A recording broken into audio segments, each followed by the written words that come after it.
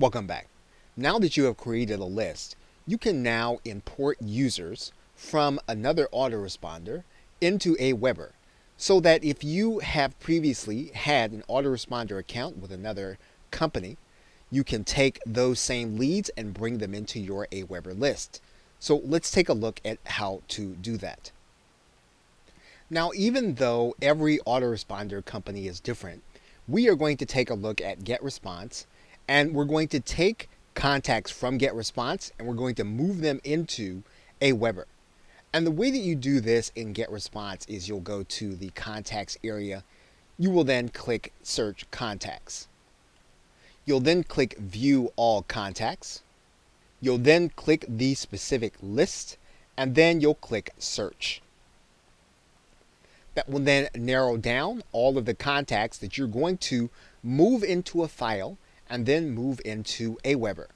So once you have this list inside of GetResponse, you'll click the actions, and then you'll click export. You'll then write a file name, and then you'll click the export button.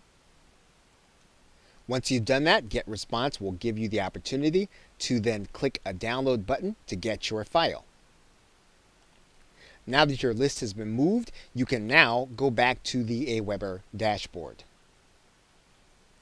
What we're going to do is we're going to import that list in the CSV file into the list that we have just created inside of Aweber. We can do that by going to the subscriber area, and then we're going to go and click Add Subscribers. We're going to take a look at this button that says import more than 10 subscribers. We're then going to click this button and then grab the file that we created from GetResponse. Aweber will bring you to this screen, and you'll be asked whether or not you want to import subscribers from a file or into your subscribers manually. Typically, what you're going to do, if you're going to be bringing people over from another autoresponder and you have a fairly big file, you can then click to browse and then go and grab the file from your hard drive. Now, the most important thing is that you match up the name and email address fields. And then what you'll do is you will then move to the next screen inside of Aweber. And you do that by clicking the next button at the bottom of the page. Now, Aweber is going to want to know how you brought the list over. So in this particular case, you're going to say yes, you brought it over from another email provider. You're going to choose the email provider here.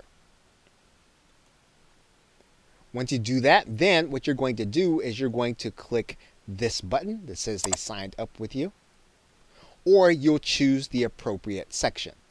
So in this particular case, we're going to go ahead and write in the explanation, and then we're going to click next. Now, Aweber will ask if you want to have a follow-up message sent or if you don't want to have one sent. Now, in this particular case, we're not going to have one sent, but you can opt to have one sent if that is what you want to do with these subscribers. We're going to click no, and then we're going to click next. Now, you can decide whether or not you want your subscribers to opt in again, or you can decide not to. In this particular case, we're going to say no, and then we're going to click next. Now, what you can do in this case is you can actually have these subscribers tagged, and this is an identifier inside of Aweber. You'd be able to reuse this designation in other cases. So in this particular case, we're going to write in affiliate. And then we're going to click Finish Import. Okay, so once you have done this, then it's going to take some time for Aweber to actually go through the process of looking at your list to see if it is acceptable for them to bring it into your list. You can always check your history by going to this import history page, and we can take a look here. Now, in some cases, Aweber will tell you right away if you've had subscribers added and then how many were actually not added. They'll actually give you a breakdown here in this link. Okay, so then you'll have a number of email subscribers that have been added to your list, and you can then start to market to them using Aweber. Okay, so with that, thanks, and I will see you in another video.